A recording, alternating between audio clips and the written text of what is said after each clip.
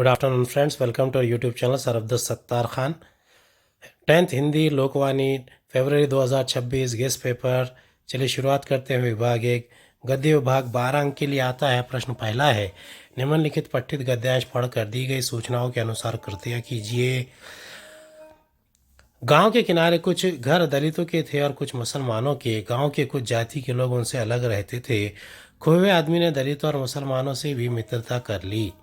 ये खोए हुए आदमी से लिया गया पैराग्राफ है। आप इसे पढ़कर दी गई कृतियाँ कंप्लीट कर सकते हैं। पहला है, संजाल पूर्ण कीजिए। खोए हुए आदमी ने गांव की इन बुराइयों को दूर किया। इसका सही उत्तर है जातिवाद, सांप्रदायिकता, दलितों का शोषण, बड़े बूढ़ों की पुरानी मानसिकता, स्त्रियों पर होने वाले अत्याचार। दूसरा प्रश्न है, निम्नलिखित शब्दों के समानार्थी शब्द लिखिए। पहला है बूढ़ा, दूसरा समाप्त, तीसरा स्त्री, चौथा हक। तीसरा, जाति पाति के नाम पर मनुष्य मनुष्य के बीच भेदभाव उचित नहीं। इस विषय पर अपने विचार 25 से 30 शब्दों में लिखिए। दूसरे का उत्तर है, पहला है बूढ़ा, वृद्ध, समाप्त, खत्म, स्त्री, महिला, हक, अधिकार। तीसरे का उत्तर है, जन्म से सभी मनुष्य समान होते हैं, बाद में लोगों पर अलग अलग जातियों और धर्मों का ठप्पा लग जाता है। इस विचारधारा से प्रभावित होकर एक वर्ग दूसरे वर्ग का शोषण और उन पर अत्याचार करता है। ये प्रवृत्ति उचित नहीं है। हमें यह बात समझनी चाहिए कि प्रत्येक व्यक्ति में स्वाभिमान होता है। लोगों के साथ भेदभाव या उन पर अत्याचार करने से उनकी भी भावनाएं आहत होती है। हमें एक दूसरे से हिल मिलकर रहना चाहिए। एक दूसरे के साथ सहयोग की भावना रखनी चाहिए। सबके विकास और सुख सुविधा के लिए प्रयास करना चाहिए।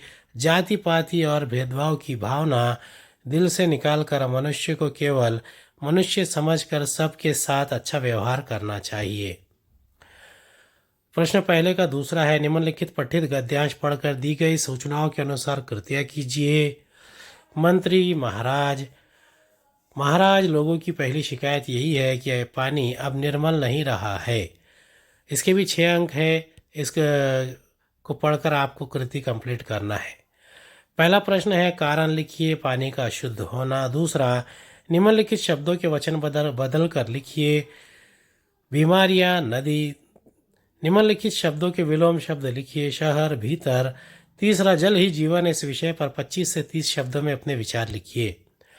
पहले का उत्तर है पानी का शुद्ध होना। पशुओं को जोहड़ के भीतर तैरने छोड़ने से उनकी गंदगी फैलना। दूसरा, गांव की गंदगी तालाब में फेंकना। दूसरे का उत्तर है बीमारी, नदी, नदियाँ। शहर, गांव, देहात, ग्राम, भीतर, बाहर। मनुष्य के लिए भोजन और पानी बहुत आवश्यक है। भोजन के बिना मनुष्य कुछ दिनों तक जीवित रह सकता है, लेकिन पानी के बिना उसका अधिक दिनों तक जीवित रहना कठिन है। इसलिए पानी का हमारे जीवन में बहुत महत्व है। पानी अमूल्य है। हमारे शरीर में अधिकांश भाग पानी का ही है। हमें पीने, भोजन बनाने, नहाने, कपड़े साफ करने तथा अन्य कार्यों के लिए पानी की आवश्यकता होती है। पानी की मात्रा सीमित हो, इसीलिए हमें संभल कर पानी का उपयोग करना चाहिए। पानी की एक एक बूंद मूल्यवान है। हमें पानी को दूषित नहीं करना चाहिए और इसे व्यर्थ नहीं बहाना चाहिए। विभाग 2 पद्य विभाग 8 अंक। निम्नलिखित पठित पद्यांश पढ़कर दी गई सूचनाओं के अनुसार कृतियाँ कीजिए। 4 अंक। जाको राखे साइयाँ, मारी न सके कोय, बाल न बांका करी सके, जो जग बैरी होय। नैनो अंतर आव तू, नैन झापितो ही लैव, ना मैं देखूँ और को, ना तो ही देखन दैव। लाली मेरे लाल की, जित देखो तित लाल, लाली देखन मैं गई, मैं भी हो गई लाल। उचित जोड़ियां मिलाइए। कवि प्रभु को आंखों में बंद करना चाहते हैं। दूसरा, पद्यांश की अंतिम 2 पंक्तियों का सरल अर्थ 25 से 30 शब्दों में लिखिए। पहले का उत्तर है, न कवि प्रभु के अलावा किसी को देखे। दूसरा, न प्रभु किसी और को देखे। दूसरे का उत्तर है, ईश्वर की महिमा सारी दुनिया में व्याप्त है। जहाँ देखिए वहीं ईश्वर की छवि विद्यमान है। संत कबीर कहते हैं कि भक्त जब ईश्वर की महिमा को देखने गया तो वह स्वयं भी उस महिमा के रंग में रंग गया, अर्थात वो ईश्वर की महिमा से एकाकर यानी ईश्वरमय हो गया। निम्नलिखित पठित पद्यांश पढ़कर दी गई सूचनाओं के अनुसार कृतियाँ कीजिए। सोहत है चंदवा सिर मोर को, तो से सुंदर पाग कसी है। इसे आप किताब से पढ़ सकते हैं। संजाल पूर्ण कीजिए। कृष्ण का निरंतर गुणगान करने वाले। प्रथम दो पंक्तियों का सरल अर्थ 25 से 30 शब्दों में लिखिए। कृष्ण का निरंतर गुणगान करने वाले शेषनाग, गणेश, महेश, दिनेश। दूसरे का उत्तर, श्री कृष्ण के सिर पर मोर के पंखों का मुकुट जैसा शोभयान है, वैसी ही सुंदर उनकी पगड़ी लग रही है। कृष्ण के मस्तक पर गोरज अर्थात गाय के चलने से उड़ने वाली धूल विराजमान है, उतनी ही सुंदर उनके हृदय पर पड़ी वन के फूलों की माला लग रही है। विभाग 3 भाषा अध्ययन व्याकरण 8 अंक। निम्नलिखित सूचनाओं के अनुसार कृतियाँ कीजिए। मानक वर्तन के अनुसार सही शब्द छांट कर लिखिए। विद्यापीठ, आलिंगित। निम्नलिखित अवयवों में से किसी एक का उचित वाक्य में उपयोग कीजिए। के कारण, क्योंकि। पहले का उत्तर है विद्यापीठ, आलिंगित। दूसरे का है तेज बुखार होने के कारण विशाखा स्कूल नहीं गई। दूसरा, राघव ने मुंबई में 5 कमरों का फ्लैट लिया क्योंकि वो चाहता था कि अम्मा बाबू जी वहीं रहे। कृति पूर्ण कीजिए। संधि शब्द, संधि विच्छेद, संधि भेद।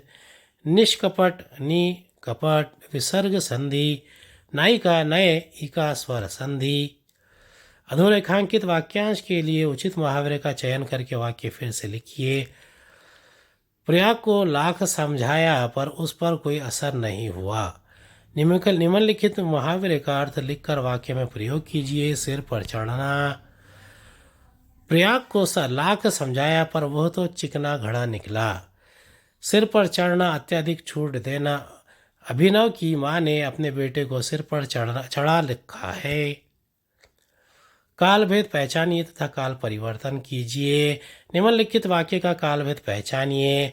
महाराज, आपके उपदेशों से मुझे सच्चा ज्ञान प्राप्त हो गया। दूसरा, निम्नलिखित वाक्यों में से किसी एक वाक्य का सूचना के अनुसार काल परिवर्तन कीजिए। पढ़ते पढ़ते उसकी आंखों में आंसू आ गए। सामान्य वर्तमान काल। दूसरा, असली बात बताना मैं भूल ही गया। पूर्ण भूतकाल। पहला है पूर्ण भूतकाल। दूसरा है पढ़ते पढ़ते उसकी आंखों में आंसू आ जाते हैं। दूसरा, असली बात बताना मैं भूल ही गया था। वाक्य भेद तथा वाक्य परिवर्तन कीजिए। निम्नलिखित वाक्य का रचना के आधार पर भेद पहचान कर लिखिए। गांव वालों ने प्रण किया कि वे खोए हुए आदमी के लिए दिखाए मार्ग पर चलेंगे। दूसरा, निम्नलिखित वाक्य का अर्थ के आधार पर दी गई सूचना के अनुसार परिवर्तन कीजिए। आपको कोई तकलीफ नहीं होगी। इच्छावाचक वाक्य। पहला है मिश्र वाक्य। दूसरा है आपको कोई तकलीफ ना हो। विभाग 4 रचना विभाग उपयोजित लेखन 12 अंक। निम्नलिखित जानकारी के आधार पर पत्र तैयार कीजिए। स्वास्थ्य अधिकारी, नगर परिषद कोल्हापुर 416001 को संजय संगीता कोटनीस 45 शिवनेरी शाहू नगर खासबाग मैदान कोल्हापुर 416002 से पत्र लिखकर उसने अपने मोहल्ले में बढ़ती हुई गंदगी के बारे में शिकायत करते हुए आवश्यक प्रबंध करने का अनुरोध करती है। 15 जुलाई 2025 सेवा में स्वास्थ्य अधिकारी, नगर परिषद कोल्हापुर 416001। विषय मोहल्ले में गंदगी की शिकायत। माननीय महोदय, मैं कोल्हापुर का नागरिक हूं और खासबाग मैदान मोहल्ले में रहता हूं। मैं अपने मोहल्ले के नागरिकों के प्रतिनिधि के रूप में इस पत्र द्वारा एक महत्वपूर्ण समस्या की ओर आपका ध्यान आकर्षित करना चाहता हूं। पिछले कुछ दिनों से हमारे मोहल्ले में गंदगी का बुरा हाल है। चारों ओर गंदगी फैली हुई है। मोहल्ले में कूड़ा करकट डालने के लिए कोई समुचित व्यवस्था नहीं है। सड़क के किनारे एक जगह छोटा सा लोहे का टूटा फूटा कूड़ादान रखा है। इसे भरते देर नहीं लगती। भर जाने के बाद तो उसमें डाला जाने वाला सारा कूड़ा करकट इधर उधर सड़क पर फैला रहता है। सफाई कर्मचारी आते हैं तो कूड़ेदान का कचरा लेकर चले जाते हैं, बाकी कचरा वैसे ही पड़ा रहता है। कचरे की दुर्गंध इतनी तेज़ है कि उधर से गुजरना मुश्किल होता है। इसके कारण मोहल्ले में मच्छरों की भरमार हो गई है। इसलिए आपसे निवेदन है कि इस इलाके की गंदगी का स्थायी हल निकालने की कोई व्यवस्था करे। धन्यवाद। आपका विश्वासी संजय कोटनिस, 45 शिवनरी का शाहू नगर, खासबाग मैदान, कोल्हापुर। अथवा गद्य आकलन प्रश्न निर्मिति। निम्नलिखित परिच्छेद पढ़कर ऐसे 4 प्रश्न तैयार कीजिए जिनके उत्तर गद्यांश में एक एक वाक्य में हो। स्वामी रामतीर्थ एक बार जापान गए। वे रेल में यात्रा कर रहे थे। एक दिन ऐसा हुआ कि उन्हें खाने को फल न मिले और उन दिनों फल ही उनका भोजन था। गाड़ी एक स्टेशन पर ठहरी तो वो भी फलों की खोज की पर वे न पा सकी। उन्हें मुंह से निकला, जापान में शायद अच्छे फल नहीं मिलते। एक जापानी युवक प्लेटफॉर्म पर खड़ा था। वो अपनी पत्नी को ट्रेन में बैठाने आया था। उसने ये शब्द सुन लिए। वो अपनी बात बीच ही में छोड़कर भागा और कहीं दूर से एक टोकरी ताजे फल लाया। वे फल उसने स्वामी रामतीर्थ को भेंट करते हुए कहा, लीजिए, आपको ताजे फलों की ज़रूरत थी। स्वामी जी ने उसे फल विक्रेता समझा और उससे फलों के दाम पूछे। युवक ने दाम लेने से इनकार कर दिया। बहुत आग्रह करने पर उसने कहा, आप इनका मूल्य देना ही चाहते हैं तो वो ये है कि आप अपने देशों में जाकर किसी से यह ना कहिएगा कि जापान में अच्छे फल नहीं मिलते। तैयार किए हुए प्रश्न। स्वामी रामतीर्थ के मुंह से क्या निकला? दूसरा, जापानी युवक प्लेटफॉर्म पर क्यों आया था? तीसरा, जापानी युवक ने स्वामी रामतीर्थ को क्या भेंट किया? चौथा, जापानी युवक ने स्वामी रामतीर्थ से अपने देश में जाकर क्या नहीं कहने के लिए कहा। कहानी लेखन। निम्नलिखित मुद्दों के आधार पर 60 से 70 शब्दों में कहानी लिखकर उसे उचित शीर्षक दीजिए तथा सीख लिखिए। एक गांव, पीने के पानी की समस्या। इसका उत्तर है श्रमदान का कमाल।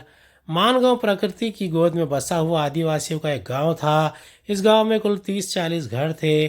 गांव के लोगों का अपनी छोटी मोटी खेती और समीप के जंगल के पेड़ों की पत्तियां बेचकर किसी तरह गुजारा हो जाता था। तकलीफ थी तो सिर्फ पीने के पानी की। गांव से दूर एक पुराना कुआं था। उस कुएं से आसपास के कई गांवों के लोगों को पानी ले जाना पड़ता था। मानगांव के लोग भी उसी कुएं से पानी ले जाते थे। सभी लोग बहुत परेशान थे। एक बार गांव के लोगों ने पानी की समस्या का समाधान ढूंढने के लिए लोगों की सभा बुलाई। सभा में लोगों ने अपने गांव में तालाब खोदने का निर्णय किया। ये काम बहुत बड़ा था, इसलिए श्रमदान से तालाब खोदने का निश्चय किया गया। अगले दिन से तालाब खोदना तय हुआ, पर उस दिन एक भी आदमी नहीं आया। अंत में गांव का एक उत्साही व्यक्ति रामभाऊ फावड़ा और टोकरा लेकर अकेले तालाब की खुदाई में जुट गया। कुछ दिनों के बाद उसका देखा देखी कुछ और लोग भी इस काम में जुटने लगे। फिर तो धीरे धीरे गांव के सभी लोग श्रमदान करने लगे। अब जोर शोर से तालाब की खुदाई होने लगी। देखते ही देखते तालाब खुद कर तैयार हो गया। इस बार बरसात भी अच्छी हुई। वर्षा ऋतु में तालाब लबालब भर गया। तालाब में गांव वालों के पीने के पानी की ज़रूरत भर से ज़्यादा पानी जमा हो गया। इस तरह मान गांव के लोगों ने कि पीने की पानी की समस्या हल हो गई। अपना हाथ। प्रश्न दूसरा है, निम्नलिखित जानकारी के आधार पर 50 से 60 शब्दों में विज्ञापन तैयार कीजिए। दंत मंजन, दांतों की मजबूती। ग्राम, पीलापन हटाना। मूल्य। उत्तर है, क्या आप अपने दांतों की समस्या को लेकर परेशान हैं?